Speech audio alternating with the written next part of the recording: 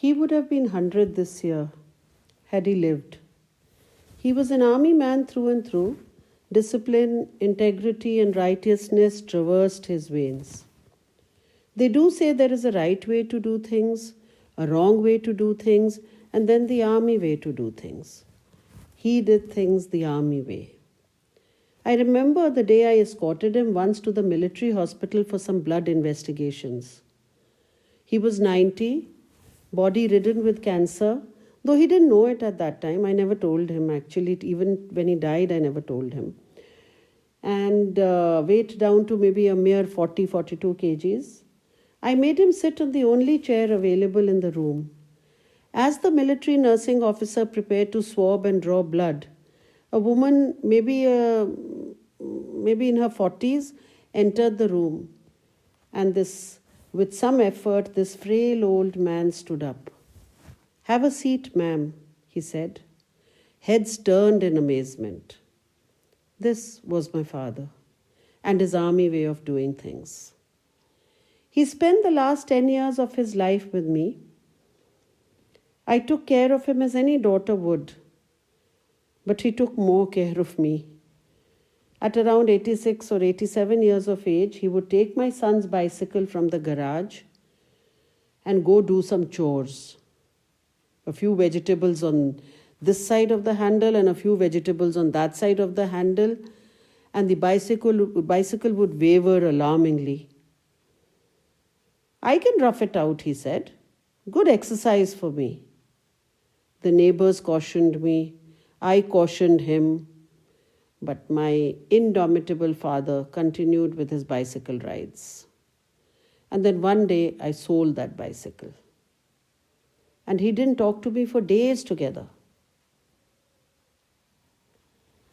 I remember the day when Akshat, my son, showed symptoms of jaundice.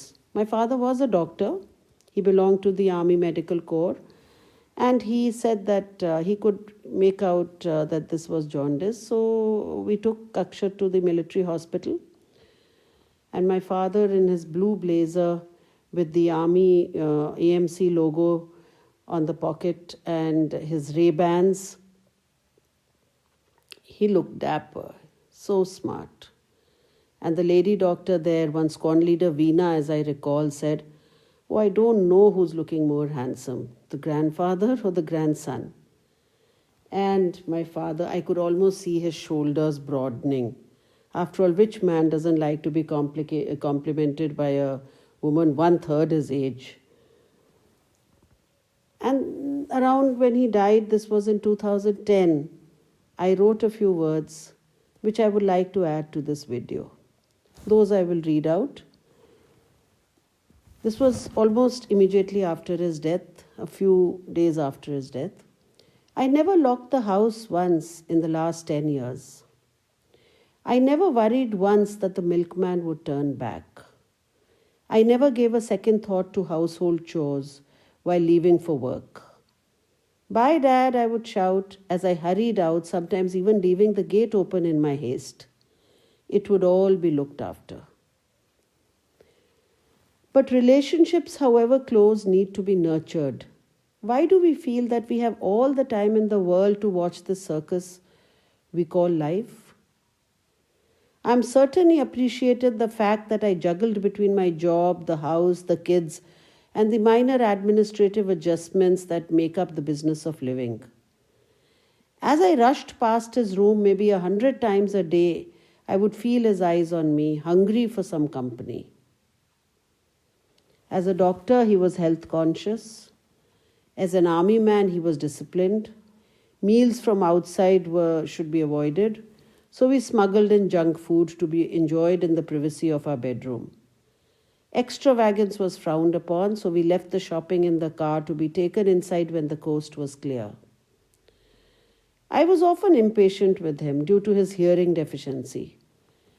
Many a time the cliché would often impinge on my conscience. Life always comes a full circle. A few years down the line, I would be old, deaf, and lonely. But I would push the thought away, to be deliberated upon later. Today, Dad, I locked the house for the first time in 10 years.